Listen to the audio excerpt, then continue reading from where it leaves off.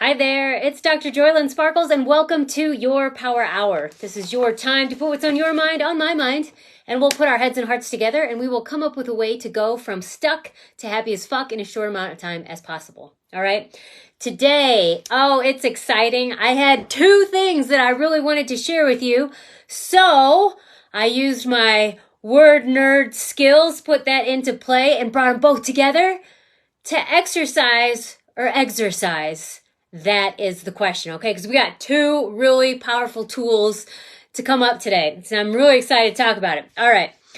So, yesterday, I finally got another blog out. If you haven't read it, check it out. It's a review of how to get out of a downward spiral. So there's actually two blogs up. One of them I got up last week. That was, what are the causes of downward spiral or dark night of the soul?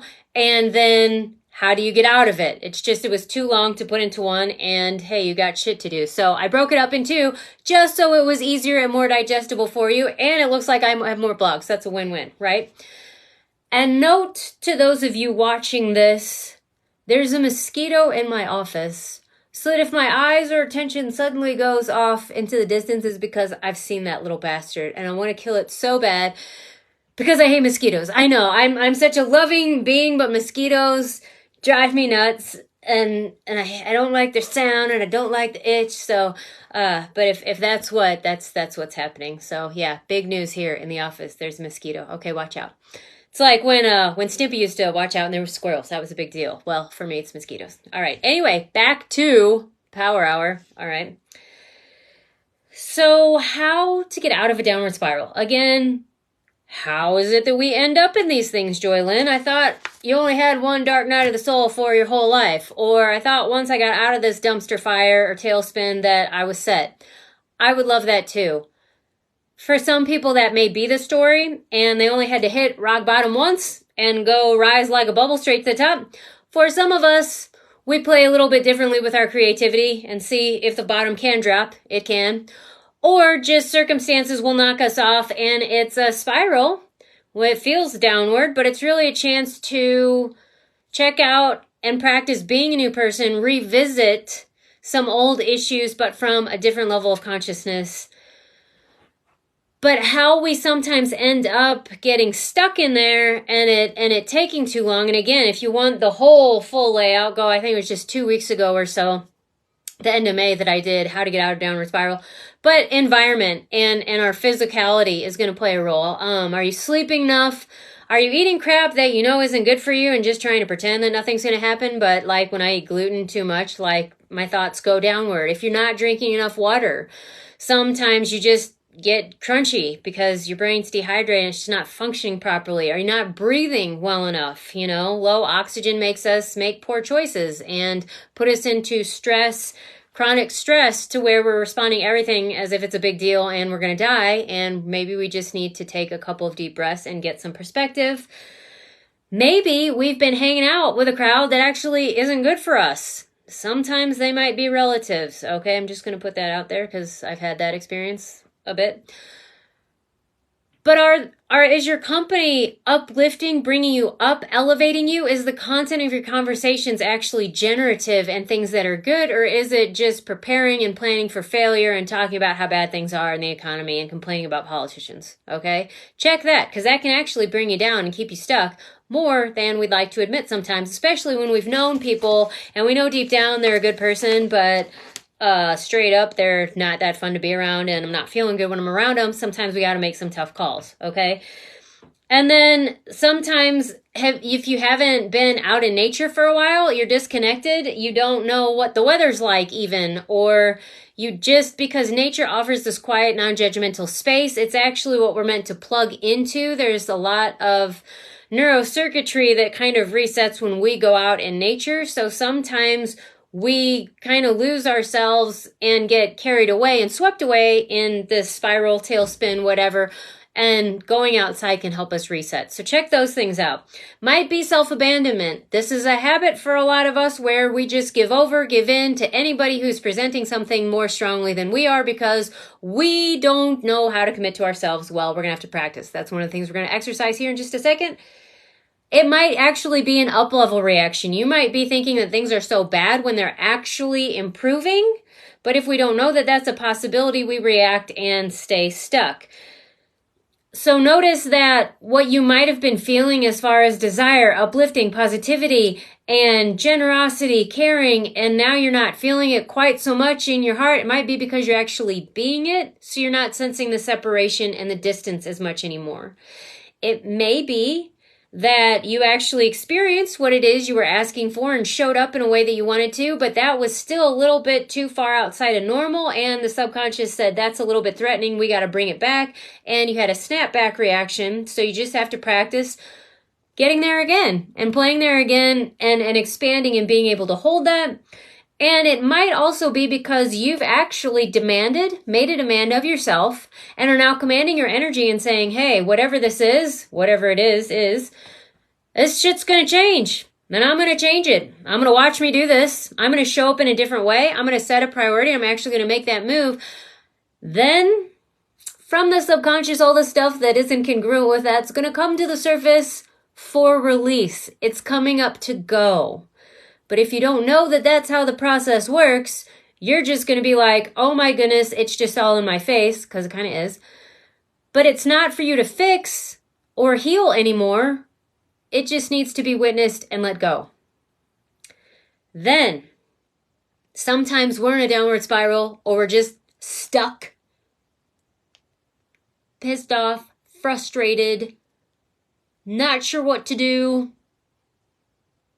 And the spin is actually because we're not moving, but the rest of the world is, because we're just not choosing anything. That happens quite often. So here, this is the point I'm talking about when we need to exercise.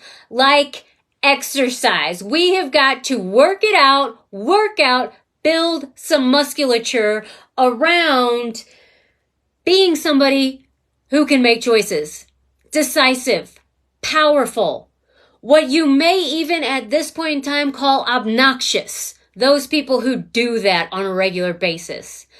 But those of us who grew up in a dysfunctional family system, or maybe in a bad political environment or overly structured religious system, we weren't encouraged to express ourselves fully. And so whenever we ventured to do so when we were little, kind of got a smackdown, because what we were thinking or feeling wasn't okay in the eyes of whatever was bigger than us, the authority of that time, be it a family member, authority figure. Either because sometimes there was actually nothing wrong, it was just inconvenient for them. That happens a lot when dealing with other human beings.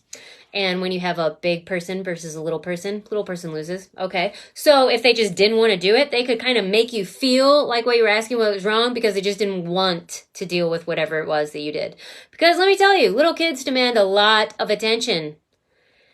And you as an adult, especially if your parents know, sometimes you just don't want to.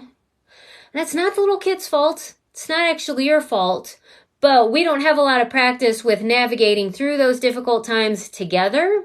And so one person just tries to make the other person wrong to get the other person to back down. So that's how things get solved. And when that happens over and over, you just start to internalize, hey, I'm inconvenient, I'm wrong, and we don't try anymore. That's one thing. Sometimes you were made to feel that way because what you wanted was actually opposed to somebody else, especially if you have a narcissist in your sphere. That is going to be something that you understand and have experienced.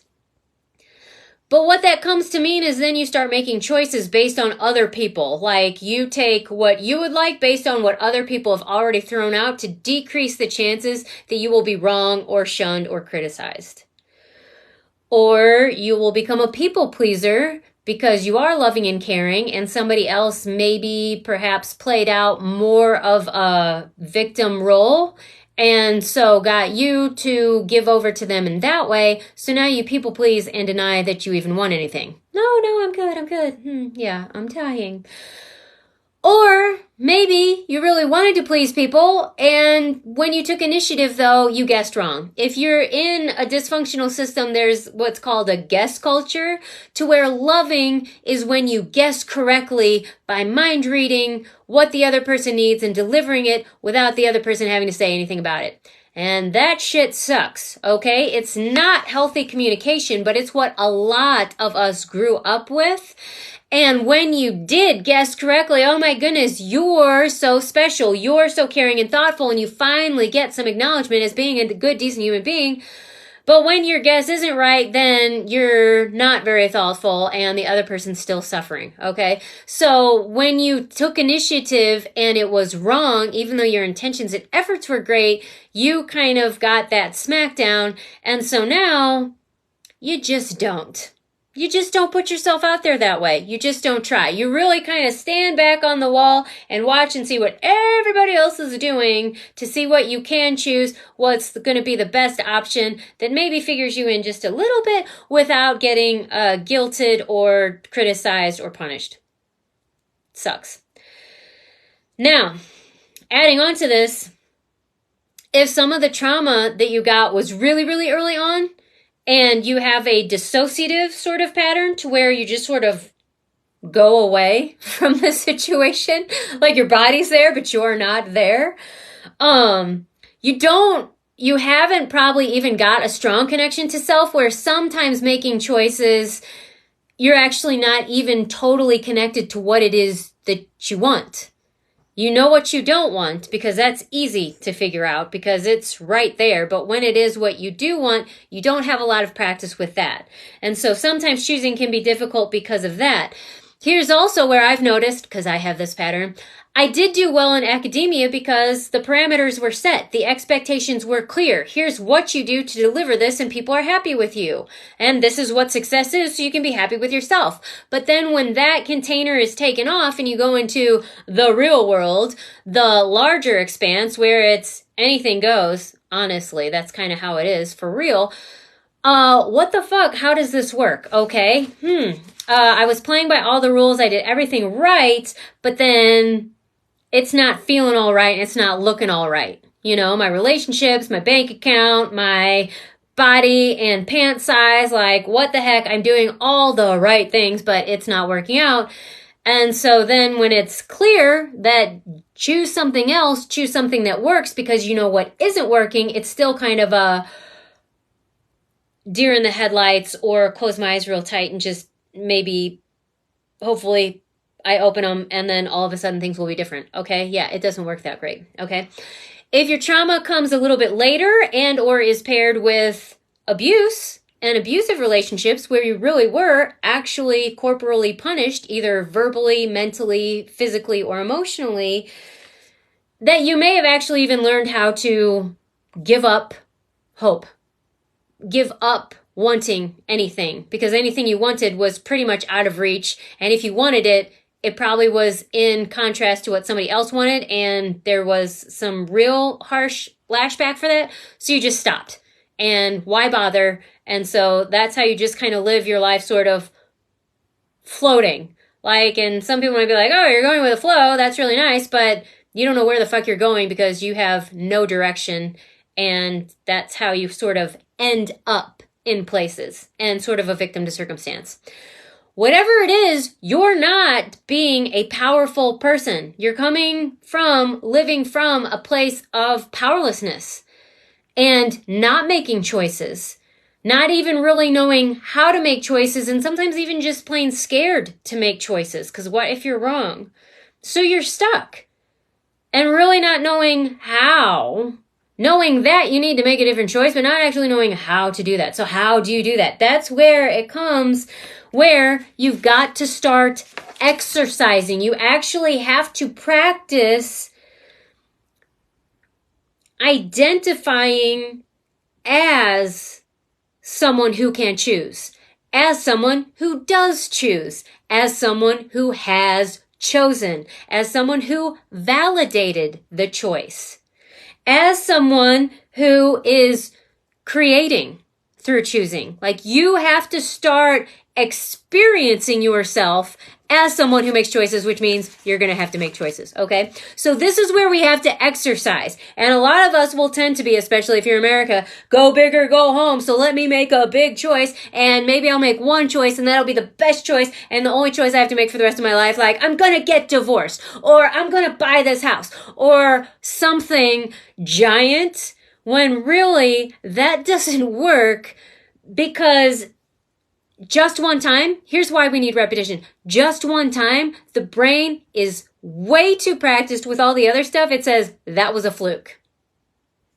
That actually happens with 2 times. A pair of things, that's just a coincidence. Neat, but not statistically significant to your brain or really any credible scientific journal, okay? So you've got to have at least 3 for your brain to say, there's a pattern here, okay? And then a fuck ton more than that for your nervous system to actually say, this is the new normal. This is the new me. So we have to practice making choices, practice choosing our feelings and our emotional experience, because we can, especially even those of you like me who are super sensitive and just get lived by your feelings, we can actually choose that more than we know. And it's to get us used to feeling powerful. Used to feeling desirous, having a desire, hopeful. Used to feeling confident when we are successful, and confident when we are failing because we actually took action. They both happen. We have to practice having all of this going through our nervous system to recalibrate it into, I'm a chooser, I make choices. It's cool. I do this now. Okay? So how you do this is you practice, and you start wherever you are, and you use every single freaking choice that's available, meaning pretty much virtually every moment that you are actually aware of. So right off the bat, your mindfulness is going to skyrocket, okay? So this is good. And I'll get to this, okay? So what it is I mean, in the moment when you're choosing something, you are actually then saying to yourself, I'm choosing this. You are acknowledging yourself as the one choosing. I just moved my hair out of my face. I chose that. I could have left it in my face. I chose to move it.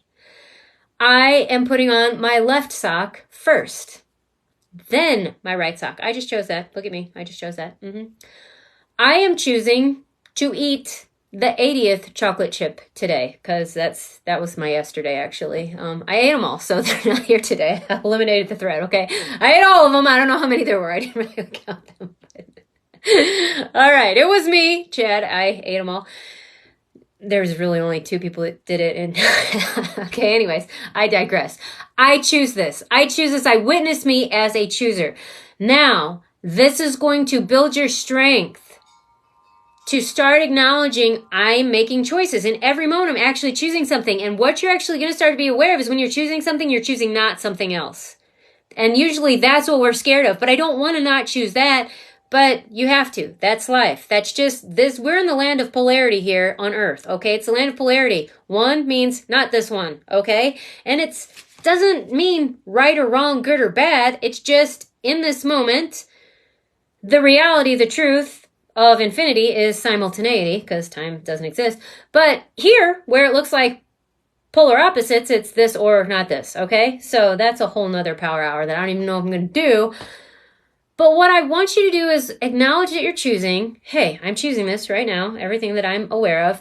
And then also notice what immediately follows. Because most often for those of us that this is unfamiliar territory, it's going to be doubt. It's going to be criticism. I shouldn't have chosen that. It's going to be anxiety. It's going to be fear. Or it might come up as an urge to eat something or to call somebody because our boundaries are bad and we're not used to holding this much power in our system, even when it's like, hey, I just chose to put on my left sock instead of my right sock first, when I normally do right sock and then left sock. I'm actually going to brush my teeth with my left hand. I'm actually going to part my hair right now instead of after I dry it when I normally, like whatever it is, we're actually just not used to having this level of power. Sounds ridiculous, right? But when we start acknowledging it, we might want to call somebody. Oh my God, I just did this. And I have to tell you about it, even though I've hardly even had the experience. Those of you who over communicate, You'll know what I'm talking about. All right? But notice what immediately follows. And then listen here, there's nothing to fix. All you do is witness it and let it pass. Okay? That, the acknowledging, the making a choice, acknowledging it, and then witnessing what comes up next, that is how we recalibrate the nervous system. Simple. It's just going to take a lot of reps, okay? As often as you can, give it 90 seconds, because that's usually, without a thought, how long it takes for an emotion to go through the entirety of its life cycle. A couple of other numbers that might help. 17 seconds will actually start to change brain chemistry. 68 seconds, if you can hold this in for 68 seconds, you actually start to change external reality, though you are not going to likely be aware of it for much later. And 90 seconds to let the whole emotional experience run through. If there's no additional thoughts, that can make it last indefinitely. All right? But try it on for size. Play with this. Practice. Exercise. Build your muscle as a powerful person. Somebody who chooses. Somebody who owns and dominates and commands their fate in a nice, loving way, okay? Because you're not an asshole. Identify as a powerful person. This is how you exercise, all right? And this is where you're going to have to start with tiny little things that seemingly don't matter, but nothing here is insignificant. Nothing is insignificant, meaning it is all can build into something greater. You as a powerful person. But also nothing is so significant that it will ever make or break you. One choice will never, ever actually make or break you. You're infinite, okay? And you're the one choosing it, so you can choose something else. It's magical that way. But start where you are with tiny stuff. Everything you're aware of that you're choosing. Acknowledge it and celebrate it. Because that's what you didn't get when you were little. It's, yay, you did that. Oh, isn't it great? You need that now. You didn't get it then. You need it now. You give it to you. And look at how fast you're going to grow up. And you are already so precious. And I can't wait to see what that happens. That is the exercise portion of our power hour. Now we're going to talk about exorcising. Okay? That's when you got to get the shit out. Got to exorcise the demons. This house is clear. Do you guys remember Ace Ventura? Okay. I love that movie. I watched that like, I don't know how many times when I was like 12. HDS coming through. But it's time to exercise the demons, all right? Demons, here being negative thoughts and limiting beliefs, because let's face it, they have actually been around so long, gathered so much entity that they actually sometimes function as an entity even and by themselves. It's like they live through us, almost like a virus or something. Like it's pretty, they're nasty and they're intrusive and persistent. You see, it's almost like they have their own personality. So it's time to get that shit out. And like I said, it's coming up to go. Because here's the thing. If it's heavy, like it's weighing you down, it's getting you down, and you're acutely aware of it because it's uncomfortable, that means that it is so discordant from your resonant frequency, you're actually cognitively aware of it. So that's going to mean one of two things. One, it's not yours at all. You might actually be aware of something from outside of yourself, somebody else's lived experience, somebody else's emotional response to something. Maybe a real actual demon presence. Who knows? Don't get caught up in that. All you know is it's not yours. And if it's not yours and you're very well aware of that, all you have to do is ask the question, is this mine? And if it lightens up, it's not. You don't have to do another thing. You just leave it there. It's not yours, meaning you don't have the power to change it because it's not yours to change. Leave it. Don't play with it. Don't fuck with it. Don't entertain it. Don't indulge it. And don't villainize it either. If it's somebody else's experience, like that's a tough day. You know you've had those days. They're not a toxic person because they're having a shit day. That's a different power. Again, But don't make them bad people because they're having a bad day, all right? Even if they are trying to put something on you, if you recognize that it's not yours, all you got to do is say, whoops, not available. Okay, that's what the benefit of healthy boundaries are. Oh, not available to that. You're not a bad person, but you're not putting that on me, okay? I have a hair in my eye. Okay, got it. Or if you ask, is this mine? And it kind of sticks around and it's plaguing and persistent, but still heavy and you don't like it, it may be very well one of those things that's bubbling up from the subconscious that's getting ready to go, so you have to let it go. Now here's what a lot of us do, especially those head cases who live a lot upstairs because of trauma. So, hi, I'm going to live up here. It's safer because this body experience is really uncomfortable. I'm going to try to figure it all out up here. I'm going to wrestle with it right up here. And I'm going to hold it in. And I'm going to figure this shit out, all right? So my whole body kind of gets a little bit tight. My heart kind of clamps down. And I often can now almost feel my third eye close. And sometimes when it's really uncomfortable, like when you're having a really painful experience, physical or emotional, I'll close my eyes real tight. Like I've just started noticing how much I dissociate from my day, like just recently. And I'm trying to hold it all in. And even in EMDR, if you guys haven't had EMDR and you've got some trauma, get that shit. It works. It helps get stuff out real fast. But he kept saying, let me say it like he does. Let it all go. And what'd you experience? What'd you notice? That's what he says. And I love that.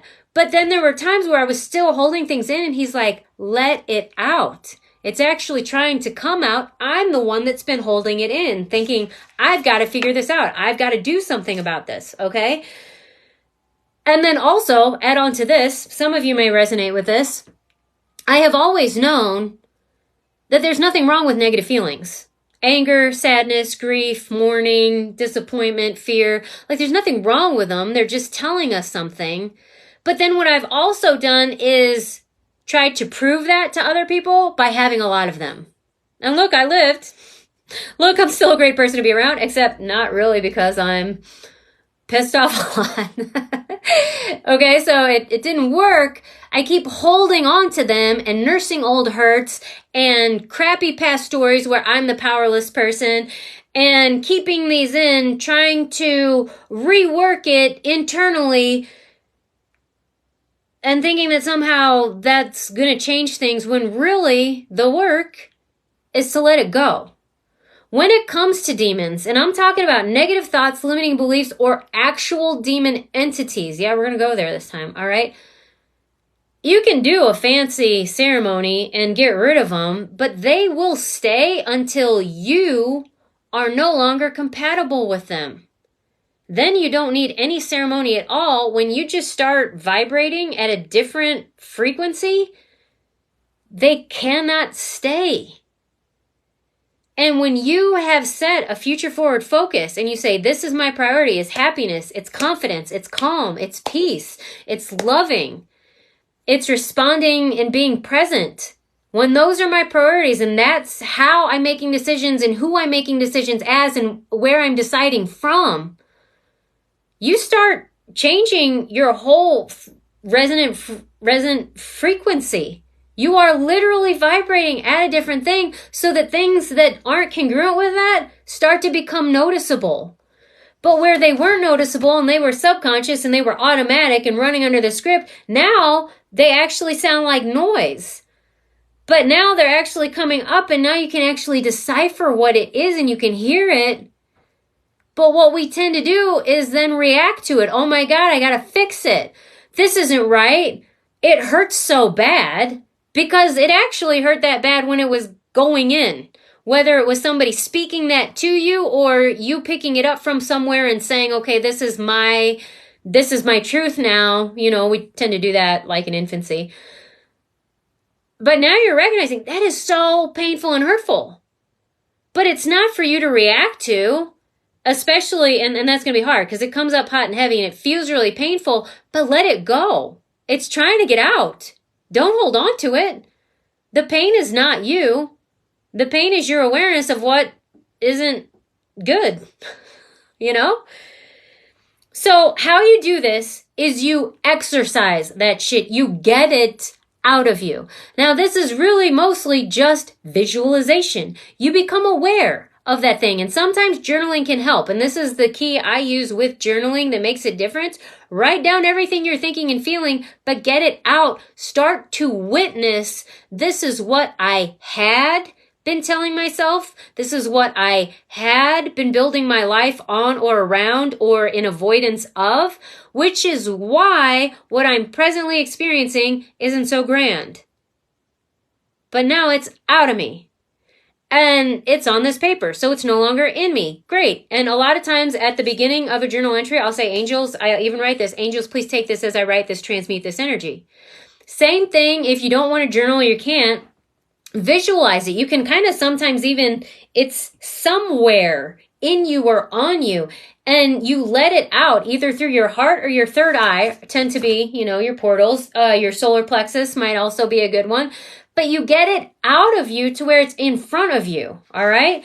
Sometimes to me, when it'll look like arrows that are like all pointing or fingers pointing at me, and you just redirect them and have them point out and go out.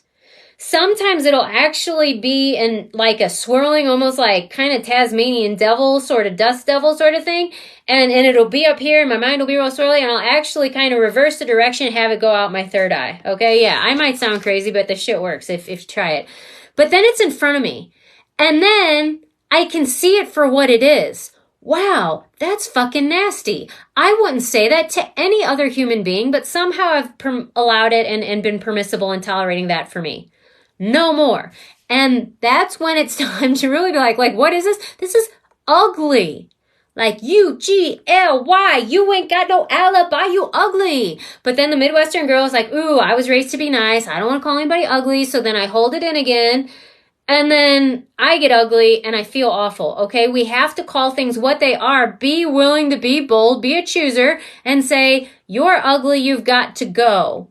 Now, here's the great thing about this. No matter how ugly, how awful, how inhumane, how vulgar, it doesn't matter, whatever it is that's there, you're giving it off to Creator's light, an angel, the earth, someone or something that actually knows how to transmute stuff. Yes, we are working on that sort of energetic mastery, but we're like fledglings, tiny little grass, like, yay, little grasshopper, let me pet you on the head. Like, we can transmute little stuff like, look, I was sad today and now I'm happy. I did that. Okay, great. But when it's something that's like big, this shit needs to be ushered off the planet. Give it to somebody who can do that like that, who's happy to, who's waiting for it. All they need is for us to ask. So once it's outside, give it to them. Say, hey, you know what to do with this. Get it out of here. And they will. Just trust it. What you're going to do then is breathe and trust that that just was real. How I like to do that is, okay, this is where when I do that, and sometimes I'm kind of aware that I just did this, I'll just be like, boom, that just happened. I will use my victory gesture. Sometimes I will clap my hands. Sometimes it'll all be internal because there's a whole bunch of people around me, but I was aware of a limiting belief and I was not going to waste any time in getting rid of it. I'll just be like, Angel, get this out of here. You know what to do. Boom, that just happened. That was real. Get it out of you, get it off the planet. That's how we're going to heal faster. It may sound crazy. Who gives a shit if it actually works and you actually start to lighten your load and live by a different code, which is I am powerful, beautiful, infinitely creative, and I create for and through and by good. That's what we're doing now. That is what exercising is. And it's going to take practice. You're going to have to exercise exercising, okay? Do it as often as you become aware of a limiting belief. It's not for you to figure out where it came from, who it belongs to, or what to do with it. You just get it out. It's trash. Give it to the angels who, I swear, if you want to, they will put on a little coveralls and come up with the cutest little dump truck and be so happy whistling while they work like a Smurf, being like, I am so glad you gave this to me. It's junk. I've been wanting for you to get rid of this for so long. Okay?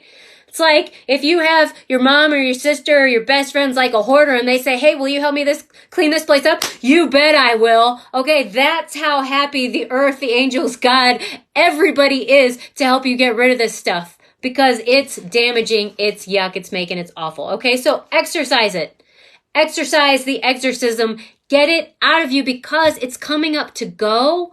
Let it go. Let it out. Both of these, the exercising as a powerful agent, one who chooses and exercising, getting the yuck out of you. These are lather, rinse, repeat indefinitely until the end of time, okay? Because we've been doing this yuck for a long time. It's going to take some reps to get familiar with the feelings, to recalibrate your nervous system, because you're in a human physical body. Just once isn't going to do it. It can change the course of time, but to actually have that integrate into your nervous system and become this new way, you're going to have to do it a bunch of times. Just are, not because you're stupid, not because you're wrong, not because you're behind, but because you're a human with a nervous system. That's it, all right? Give yourself a break. This meat suit is magical. It is also physical and requires a little bit more repetition for all this stuff to integrate, okay? Love yourself enough to do it more than about 1,000 times. This shit works. Work it. And if you need help and you want to go faster, I've got your back. So what I want you to do is to like, share, comment on this stuff so other people can get these tools. But DM me or go to IHappenToThings.com and click on that black button that says call for clarity. And let's talk, because I'm going to be the one answering the phone and we're going to get some clarity on where you're going, what you're up against, and how working together is like what that's going to look like and get for you. It's time. The time is now. Now is the time. It's always now. Now is your time. It's whatever. You've been living with us long enough. And it is always nice, especially with any exercise program, to have a coach, and with any exorcism to have backup, let's say. All right? So I'm here for you. I want to do this for you. I am enthusiastic about your possibilities and getting unstuck to happy as fuck ASAP. All right? That's what I got for you. I love you dearly, and I can't wait to see you again next week. Mwah.